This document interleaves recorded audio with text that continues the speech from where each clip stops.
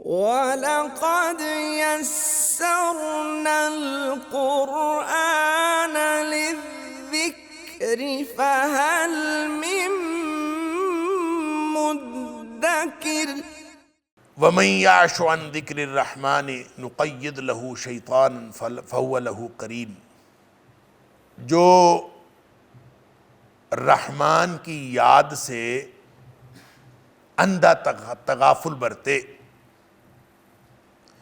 عشا یعشو کا معنی ہوتا ہے اس طرح دیکھنا جیسے نظر خراب ہے، حالانکہ نظر ٹھیک ہو اور دیکھنا اس طرح کہ میری نظر خراب ہے، گویا اندھا بن جانا۔ تو وَمَن يَعْشُ عَن ذِكْرِ الرَّحْمَٰنِ، جو رحمان کے ذکر سے اندھا بن جاتا ہے، یعنی اس کے طرف توجہ کرنے کی بجائے اس سے اندھا تغافل برتتا ہے، نُقَيِّضْ لَهُ شَيْطَانًا، ہم اس کے اوپر شیطان مقرر کر دیتے ہیں۔ اللہ اکبر، ہم اس کے اوپر مسلط کر دیں گے یا مسلط کر دیتے ہیں، لہو شیطانًا، ایک شیطان مقرر کر دیتے ہیں، فَهُوَ لَهُ قَرِينٌ، اور وہ اس کا ساتھی بن جاتا ہے اور وہ اس کا ساتھ رہنا شروع کر دیتا ہے۔ یعنی ہر شخص کا ایک ساتھی ہوتا ہے، نبی اکرم صلی اللہ علیہ وسلم نے فرمایا ہر شخص کا ایک ساتھی، ہر شخص کے ساتھ ایک قرین ہوتا ہے۔ اور کسی نے پوچھا اللہ کے رسول صلی اللہ علیہ وسلم آپ کے ساتھ بھی کوئی قرین ہے؟ نبی کریم صلی اللہ علیہ وسلم نے فرمایا ہاں میرے ساتھ بھی ایک قرین تھا، لیکن میں نے اس کو اپنے تابع کر لیا، اب وہ مجھے خیر کے علاوہ کوئی حکم نہیں دے سکتا، وہ صرف خیر کی بات بتاتا ہے۔ تو اس کا مطلب ہے ہر شخص کے ساتھ ایک شیطان پیدا ہوتا ہے اور انسان کو گمراہ کرتا رہتا ہے، لیکن جو اللہ کے ذکر سے غفلت برتتے ہیں ان کے اوپر شیطان مسلط ہو جاتا ہے، قرین مسلط ہو جاتا ہے۔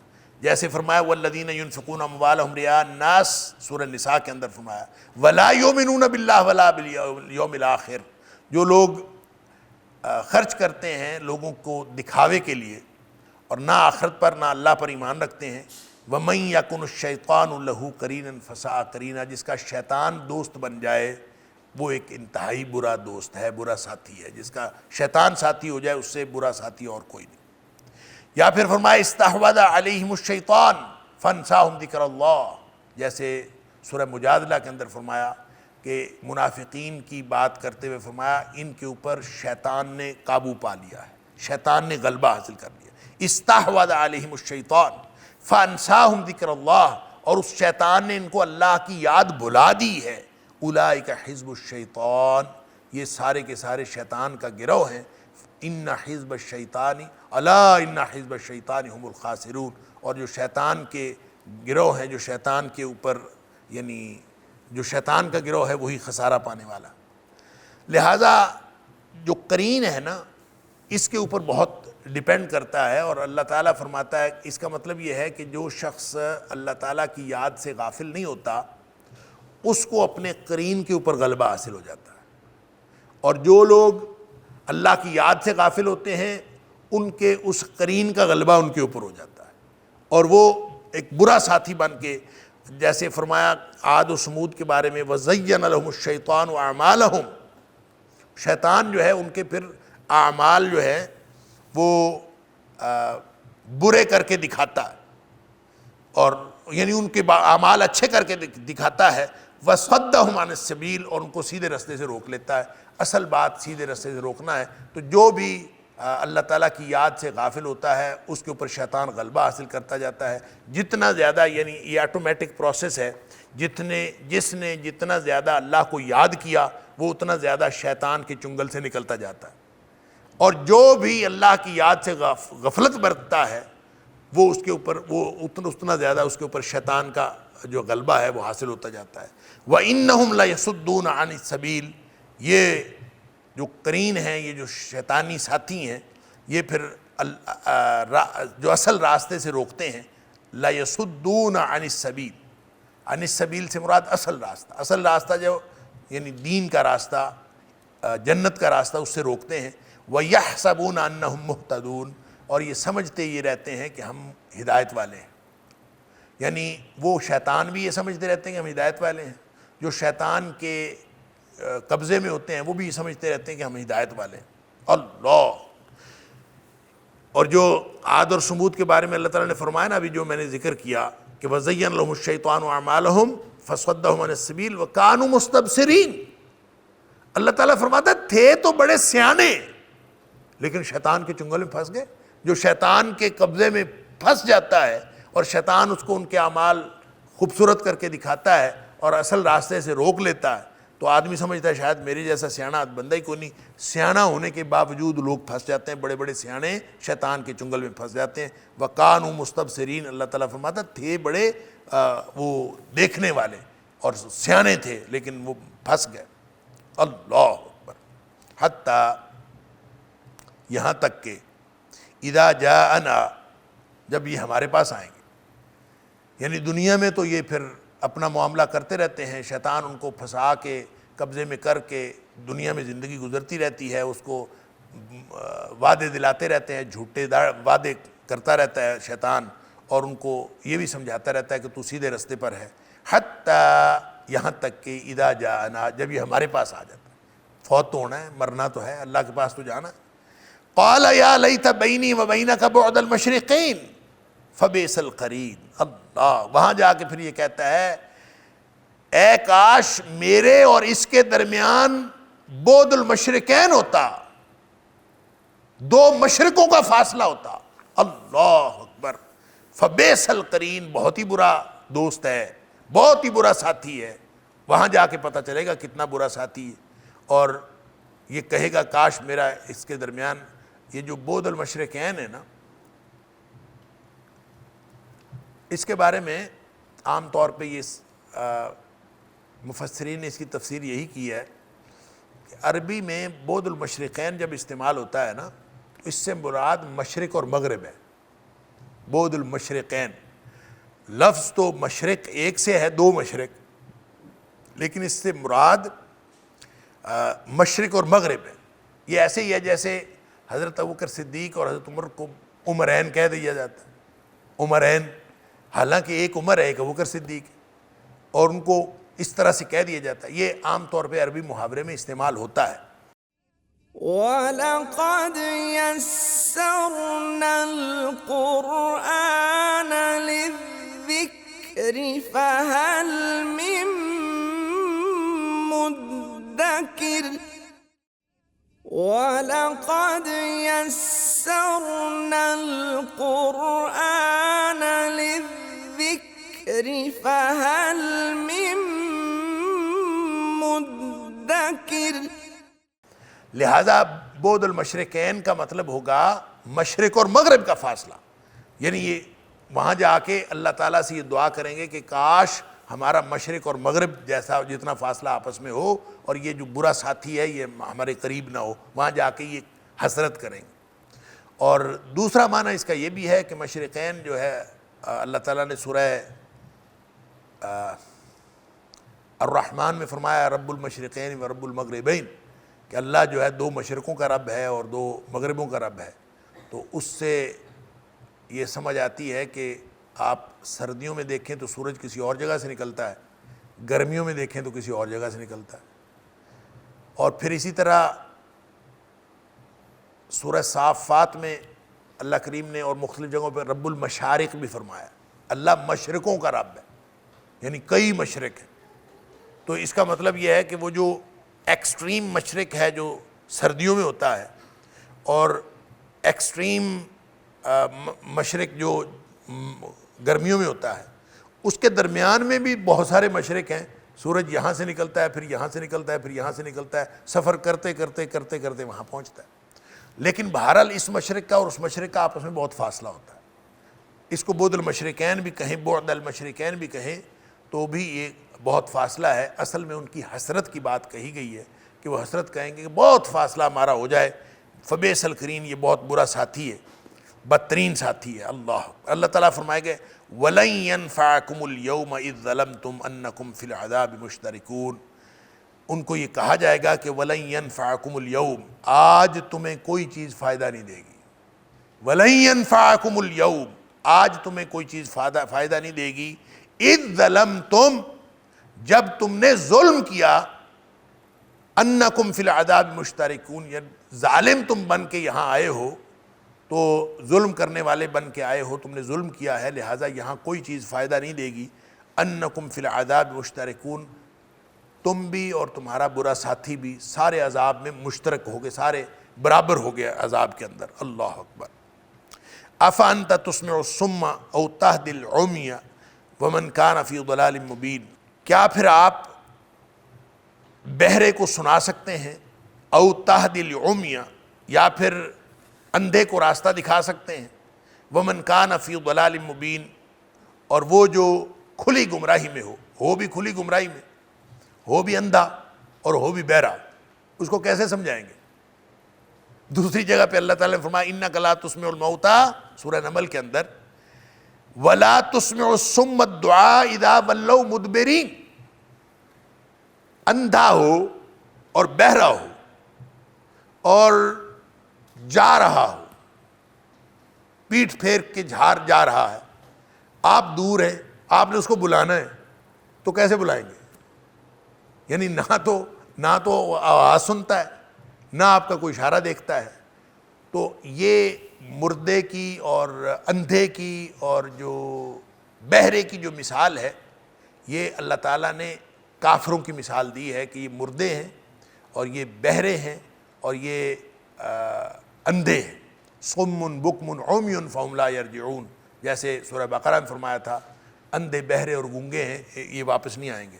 تو یہاں نبی پاک صلی اللہ علیہ وسلم کو فرمایا جا رہا ہے کہ آپ کیسے ان کو بلائیں گے، یعنی آپ کے بلانے سے یہ نہیں آتے۔ فَإِمَّا نَذْهَبَنَّ بِكَ فَإِنَّا مِنْهُمْ مُنْتَقِمُونَ،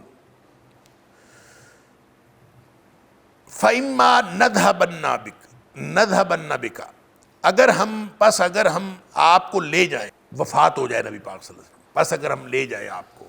اصل میں کفار مکہ یہ کہا کرتے تھے، کبھی تو کہتے تھے کہ نبی پاک صلی اللہ علیہ وسلم کو ہم قتل کر دیں گے، قتل کے منصوبے بناتے تھے، کبھی نبی پاک صلی اللہ علیہ وسلم کے وفات کے منتظر رہتے تھے کہ نبی پاک صلی اللہ علیہ وسلم فوت ہو جائیں۔ تو اللہ تعالیٰ فرماتا ہے کہ آپ کو ہم اگر لے جائیں، فَإِمَّا نَذْهَبَنَّ بِكَ، اگر ہم آپ کو لے ہی جائیں، یعنی آپ فوت ہو جائیں، فَإِنَّا مِنْهُمْ مُنْتَقِمُونَ، ان سے تو ہم نے پھر بھی بدلہ لینا ہے، یعنی یہ بچیں گے نہیں۔ اَوْ نُرِيَنَّكَ الَّذِي وَعَدْنَاهُمْ، یا ہم آپ کو دکھا دیں، یعنی آپ پہلے فوت ہو جائیں، ان کے اوپر عذاب بعد میں آئے، یا آپ کو ہم دکھا دیں الذی وعدناہم، جو ہم نے ان کے ساتھ وعدہ کیا ہے کہ تمہیں اللہ کا عذاب چکھنا پڑے گا، فَإِنَّا عَلَيْهِمْ مُقْتَدِرُونَ، پس بے شک ہم دونوں چیزوں پر اختیار رکھنے والے ہیں، قدرت رکھنے والے ہیں۔ یعنی نبی پاک صلی اللہ علیہ وسلم موجود رہیں یا نہ رہیں، دونوں صورتوں میں ان کی جو صورتحال ہے وہ ان کو عذاب آئے گا ہی آئے گا۔ آپ کو دکھا دیں سے مراد کیا ہے؟ جیسے غزوہ بدر کے اندر ان کو جو ہے وہ کچھ عذاب چکھنا پڑا، جیسے ان کو غزوہ احزاب کے اندر جو ہے وہ رسوائی جو ہے وہ ان کے اور پھر اس طرح ان کے حصے میں آئی، جیسے فتح مکہ کے اندر ان کی رسوائی ان کے حصے میں آئی۔ یعنی نبی پاک صلی اللہ علیہ وسلم کو اللہ تعالیٰ نے کامیابی دی، ان کو ناکامی ہوئی، اور یہ اللہ تعالیٰ نے یہاں دکھا دی۔ پھر ایک عذاب ہے جو آخرت میں جا کے ہوگا۔ تو اللہ تعالیٰ ان کو یہ بتا رہا ہے کہ تم یہ جو نبی پاک صلی اللہ علیہ وسلم کی وفات کے منتظر رہتے ہو یا آپ کو قتل کروانے کے در پہ رہتے ہو، تو اس کا کوئی فائدہ تمہیں نہیں ہوگا، ہم نے تو تم سے بدلہ لینا ہی لینا ہے۔ فَاسْتَمْسِكْ بِالَّذِي أُوحِيَ إِلَيْكَ، اے حبیب صلی اللہ علیہ وسلم آپ مضبوطی سے تھامے رہیے، بالذی، اس چیز کو، اوحی الیک، جو آپ کی طرف وحی کی گئی ہے، انک علی صراط مستقیم، بے شک آپ سیدھے رستے پر ہیں۔ نبی پاک صلی اللہ علیہ وسلم کو تسلی دی جا رہی، آپ اپنا مشن جاری رکھیے اور ان کو کرنے دیں جو یہ کہتے ہیں۔ وَإِنَّهُ لَذِكْرٌ لَكَ وَلِقَوْمِكَ، اور یہ جو وحی آپ پر کی جاتی ہے، وَإِنَّهُ، پس بے شک یہ، لَذِكْرٌ، یہ ذکر ہے، لَكَ، آپ کے لیے، وَلِقَوْمِكَ، اور آپ کی قوم کے لیے، وَسَوْفَ تُسْأَلُونَ، اور ان قریب تم سے پوچھا جائے گا، ان قریب تم سے سوال کیا جائے گا۔ یہ جو ذکر ہے نا، یہ پہلے بھی اس طرح کی آیات آتی رہی، یہ بھی آیا فیہ ذکرکم، اس میں تمہارا ذکر ہے، قرآن میں تمہارا ذکر ہے۔ تو وہاں بھی میں نے عرض کیا تھا کہ ذکر کے 3 معنی ہیں۔ ذکر کا ایک معنی تو نصیحت ہے، کہ قرآن میں نصیحت ہے، تمہارے لیے. اور دوسرا ذکر کا معنی ہوتا ہے تذکرہ، یعنی اس میں تمہارے لیے تذکرہ ہے، شہرت ہے تمہارے لیے. فیہ ذکرکم کا ایک معنی تذکرہ کہ شہرت، فیہ ذکر انہ ذکر لک، یہ قرآن تمہارے لیے شہرت کا سامان ہے، عزت کا سامان ہے. اور ایک اس کا معنی ہے وہ ذکر جو کسی کا تذکرہ کیا جائے، کہ جیسے کہانی سنائی جاتی ہے کہ اس میں فلاں کا بھی ذکر ہے، فلاں کا بھی ذکر ہے، فلاں کا بھی ذکر ہے. یہ تینوں معنی ذکر کے اندر شامل ہیں. جب یہ کہا جاتا ہے وَإِنَّهُ لَذِكْرٌ لَكَ، تو یہ معنی بھی شامل ہے کہ قرآن تمہارے لیے نصیحت ہے، وَلِقَوْمِكَ، اور تیری قوم کے لیے. اے حبیب صلی اللہ علیہ وسلم، یہ آپ کے لیے اور آپ کی قوم کے لیے یہ نصیحت ہے. ایک بات یہ آپ لوگوں کا تذکرہ ہے، یعنی اس میں ذکر کیا جاتا ہے مومنین کا بھی، اس میں کافروں کا بھی، اس میں جو ملے جلے اعمال والوں کا بھی، سب کا اس میں ذکر کیا جاتا ہے. نبی پاک صلی اللہ علیہ وسلم کا ذکر کیا جاتا ہے، تو یہ اس سے مراد تذکرہ بھی. وَإِنَّهُ لَذِكْرٌ لَكَ، اس میں آپ کے لیے اور آپ کی قوم کے لیے ناموری ہے. ذکر کا معنی ناموری، کہ شہرت ہے اس کے اندر. آپ جو یعنی جو قرآن سے جڑے گا اس کو ناموری ملے گی اور اس کو شہرت ملے گی. اِنَّهُ لَذِكْرٌ لَكَ وَلِقَوْمِكَ، اور آپ کی قوم کے لیے بھی. دیکھیں نبی پاک صلی اللہ علیہ وسلم تو قرآن کے اوپر چل رہے تھے، اور کہا جا رہا ہے کہ نبی پاک صلی اللہ علیہ وسلم کو کہ آپ فَاسْتَمْسِكْ بِالَّذِي أُوحِيَ إِلَيْكَ، کہ آپ قرآن کو مضبوطی سے تھامے رکھیے، جو آپ کے اوپر نازل ہو رہا ہے اس کو مضبوطی سے تھامے رکھیے. اور اس کا نتیجہ گویا بتایا جا رہا ہے وَإِنَّهُ لَذِكْرٌ لَكَ. تینوں معنی اس کے ٹھیک ہیں، نصیحت بھی، تذکرہ بھی، ناموری بھی. لیکن یہاں جو معنی زیادہ درست محسوس ہو رہا ہے وہ ناموری والا ہے، کہ آپ کی اس میں ناموری ہوگی، آپ کی شہرت ہوگی. یعنی جتنا زیادہ قرآن سے جڑیں گے اتنا زیادہ آپ کو عظمت ملے گی. اور جس نے عظمت لینی ہو وہ قرآن سے جڑ جائے. یہی بات جو مختلف جگہوں پہ اللہ تعالیٰ نے بتائی، وہ یہاں جو ہے وہی بات بتائی گئی ہے. وَسَوْفَ تُسْأَلُونَ، اور ان قریب تم سے اس کے بارے میں سوال بھی کیا جائے گا. ظاہر ہے جب اللہ تعالیٰ نے آپ کو اس کے ذریعے سے نصیحت بھی عطا کر دی، اس کے قرآن کے اندر آپ کا تذکرہ بھی کر دیا، اور اس کے ذریعے ناموری بھی عطا فرما دی، پھر سوال تو ہوگا قیامت والے دن. لہذا وہ اس سوال کے لیے تیار رہیں. وَاسْأَلْ مَنْ أَرْسَلْنَا مِنْ قَبْلِكَ مِنْ رُسُلِنَا، اور پوچھو ان سے مَنْ أَرْسَلْنَا مِنْ قَبْلِكَ، جن کو ہم نے بھیجا آپ سے پہلے، مِنْ رُسُلِنَا، اپنے رسولوں میں سے. أَجْعَلْنَا مِنْ دُونِ الرَّحْمَنِ آلِهَةً يُعْبَدُونَ، کیا ہم نے رحمان کے علاوہ کوئی اور الہ بنایا ہے جس کی پوجا کی جائے، جس کی بندگی کی جائے. یعنی نبی پاک صلی اللہ علیہ وسلم کو اصل میں تو تسلی دی جا رہی ہے کہ پہلے جو انبیاء تھے انہوں نے بھی، کسی نے بھی توحید کے علاوہ کوئی بات نہیں کی. لیکن یہاں سوال کرو، پوچھو. کیا مطلب؟ تاریخ پر نگاہ ڈالو. وَاسْأَلْ مَنْ أَرْسَلْنَا مِنْ قَبْلِكَ مِنْ رُسُلِنَا، ان رسولوں سے پوچھو جو تجھ سے پہلے بھیجا. أَجْعَلْنَا مِنْ دُونِ الرَّحْمَنِ آلِهَةً يُعْبَدُونَ، کیا ہم نے رحمان کے علاوہ کوئی اور الہ بنائے ہیں، یعبدون، جن کی بندگی کی جائے. ظاہر ہے کوئی نہیں بنائے. یہ یعنی ماضی کے جتنے انبیاء گزرے ہیں ان سے بھی اگر سوال کر کے پوچھ لو تو ظاہر ہے کہ اس کا نتیجہ یہی نکلے گا کہ سب توحید کے علمبردار تھے، اور ہر نبی نے توحید کا جو ہے وہ علم بلند کیا. یہ کہنے کے بعد پھر آگے حضرت موسیٰ علیہ السلام کا تذکرہ کیا ہے آیت نمبر 46 سے آنورڈز، اور اس میں پھر جو فرعون اور فرعونیوں کا جو رویہ ہے اس کا ذکر کیا ہے، بلکہ ان کے مختلف رویوں کی بات کی ہے.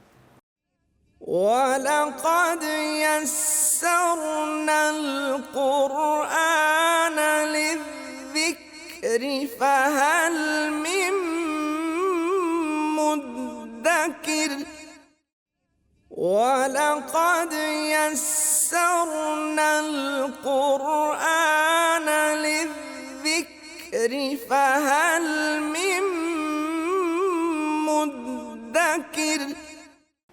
وَلَقَدْ أَرْسَلْنَا مُوسَىٰ بِآيَاتِنَا، یعنی یہ فرمانے کے بعد کہ پچھلے نبیوں سے پوچھو، تو پھر ساتھ ہی ذکر کر دیا موسیٰ علیہ السلام کا.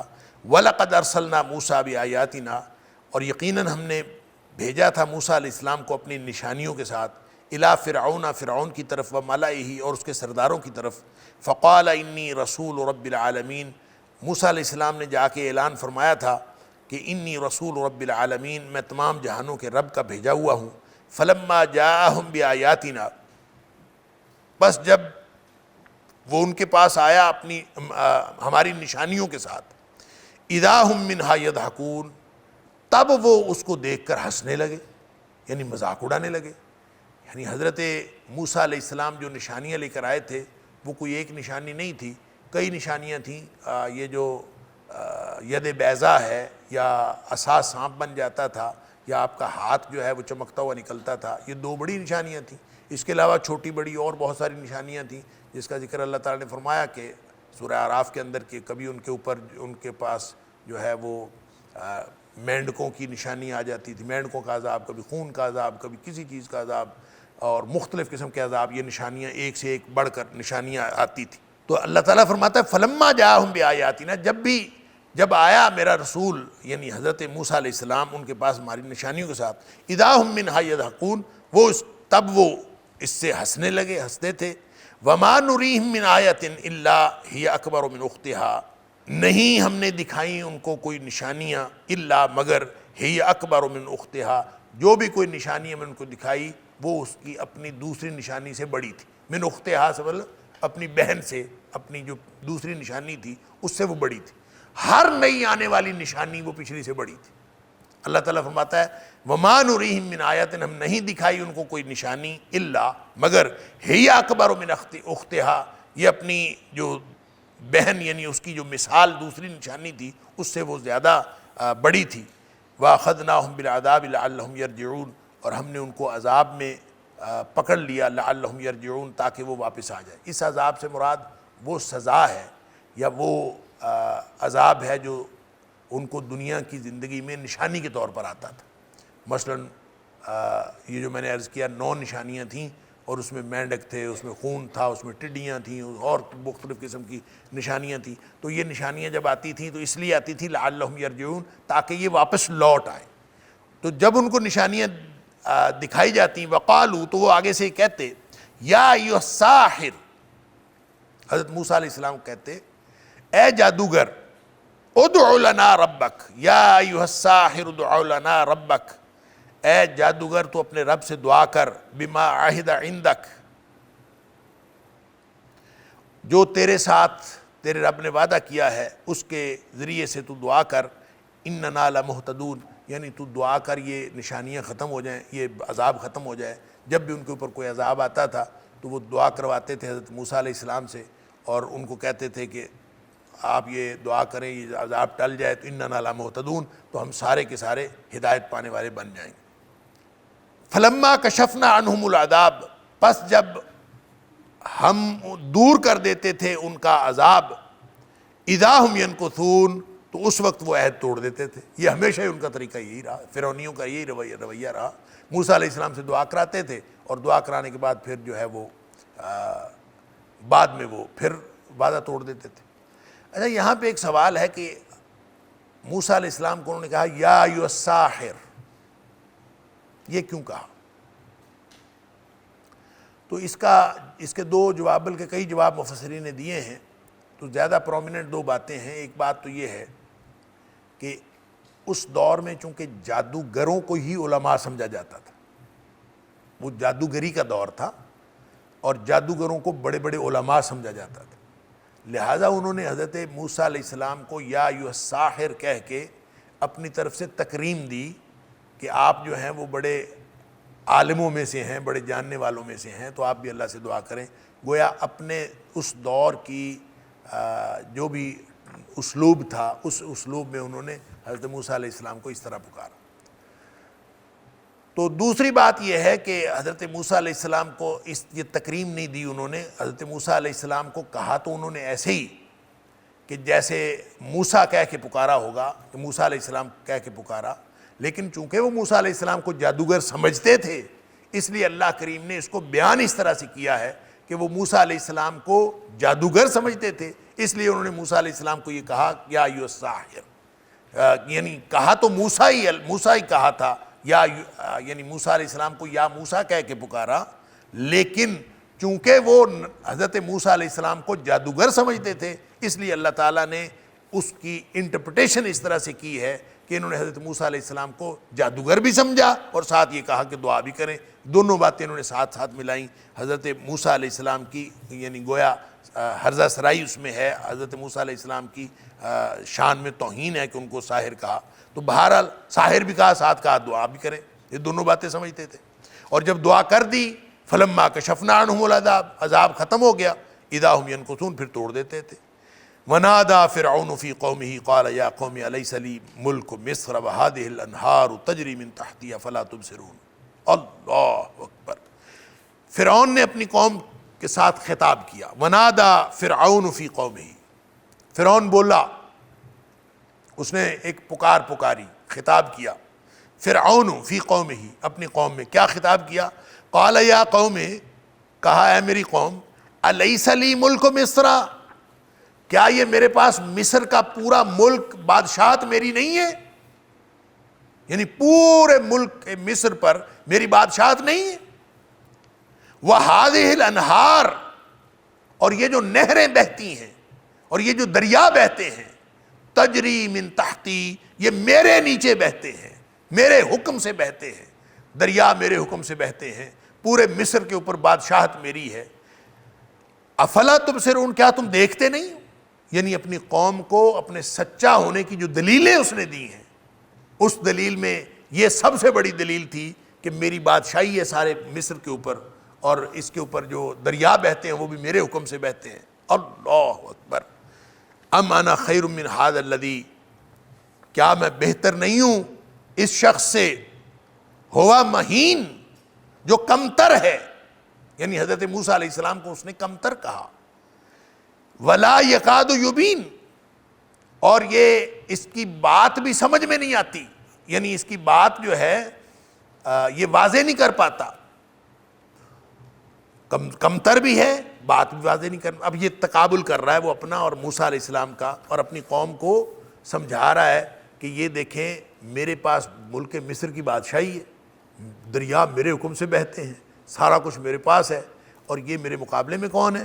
یہ کمتر سا ایک کمزور سا آدمی ہے، اور اس کی تو بات بھی جو ہے واضح نہیں کرتا، ولا یکاد یبین، اور نہ یہ قریب ہے کہ اپنی بات واضح کرے۔ تو حضرت موسیٰ علیہ السلام بات واضح نہیں کر سکتے تھے، یا اس نے جس طرف اشارہ کیا کہ یہ اپنی بات واضح نہیں کر سکتا،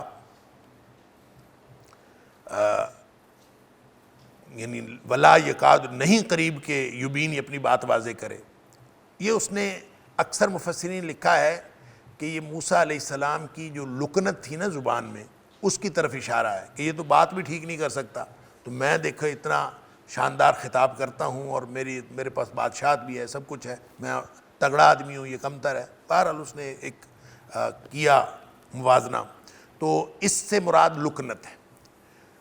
ہو سکتا ہے یہ درست ہو، لیکن یہ بات اس لیے درست محسوس نہیں ہوتی لکنت والی کہ وہ تو حضرت موسیٰ علیہ السلام نے دعا کی تھی اللہ تعالیٰ سے، رب اشرح لی صدری ویسر لی امری واحلل عقدۃ من لسانی یفقہوا قولی، کہ اللہ تو میری زبان کی گرہ جو ہے وہ یہ نکال دے، اس کو کھول دے، عقدۃ من لسانی، واحلل عقدۃ من لسانی، میری زبان کی گرہ کھول دے، یفقہوا قولی، یہ میری بات سمجھ لے۔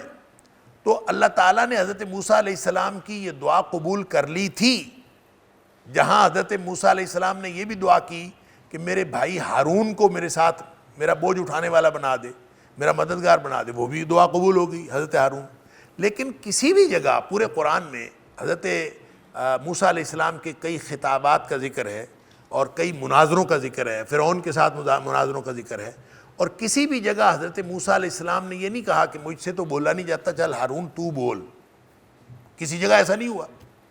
اور پھر اللہ تعالیٰ نے ان کی دعا بھی قبول کر لی تھی، اور ہر جگہ پہ ایسے ہی ہوا کہ حضرت موسیٰ علیہ السلام نے بڑا شاندار اور فصیح و بلیغ خطاب فرمایا ہے۔ تو اس کا مطلب یہ ہوا کہ یہ جو ولا یکاد یبین جو اس نے بات کی ہے، اس سے مراد ان کی لکنت نہیں ہے، بلکہ اس سے مراد اس کی اپنی خباثت ہے، اور یہ خباثت ہے جو ہر دور کے منکرین نبوت کرتے آئے ہیں۔ جیسے حضرت شعیب علیہ السلام کو ان کی قوم نے کہا تھا یا شعیب ما نفقہ کثیرا ما تقول، ہمیں تیری باتیں سمجھ میں نہیں آتی۔ حضرت شعیب علیہ السلام کو وہاں تو لکنت کی کوئی بات نہیں تھی، تو شعیب علیہ السلام کو انہوں نے کہا تھا ما نفقہ کثیرا ما تقول، یہ سورہ ہود کے اندر اللہ تعالیٰ وَإِنَّا لَنَرَاكَ ضَعِيفًا، یہی دو باتیں جو حضرت موسیٰ علیہ السلام کے بارے میں یہ کہہ رہا ہے، یہی دو باتیں شعیب علیہ السلام کے بارے میں ان کی قوم نے کہی، یا شعیب ما نفقہ کثیرا مما تقول، کہ آپ جو باتیں کرتے ہیں ہمیں ہماری سمجھ میں نہیں آتی، وَإِنَّا لَنَرَاكَ ضَعِيفًا، ہم آپ کو کمزور پاتے ہیں، ہمارے سارے معاملات میں ہم تگڑے ہیں، تو کمزور ہے۔